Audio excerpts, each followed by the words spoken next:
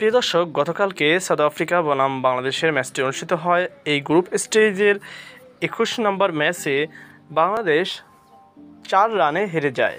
আশা দেখেও শেষ পর্যন্ত জয়লাভ করতে সক্ষম হয়নি বাংলাদেশ টাইগাররা। প্রথমে ব্যাট করতে নেমে সাউথ আফ্রিকা 113 রান করতে সক্ষম হয়। বাংলাদেশ 109 রান করে নির্ধারিত 20 ওভারে, ফলে সাউথ আফ্রিকা 4 রানে জয় পায়।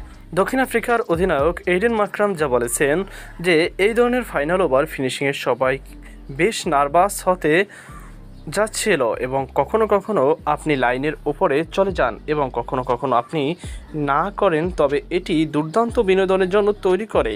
তার গুরুত্বপূর্ণ ক্যাচ সম্পর্কে তিনি বলেছেন যে এটি 1 বা 2 মিনিটের ব্যাপার ছিল এবং মনে হয় তারা মাঝে মাঝে কিছুটা ভাগ্যবান হয়েছিল।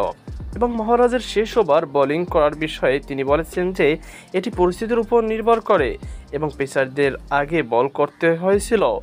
ওভার যোগ করেছেন যে ডেভিড মিলার এবং হেনরিক ক্লাসেনের মধ্যে যে পার্টনারশিপটি হয়েছিল সেটি খুবই গুরুত্বপূর্ণ সময়ে তাদের ভালো করতে দেখে তিনি অত্যন্ত খুশি হয়েছেন।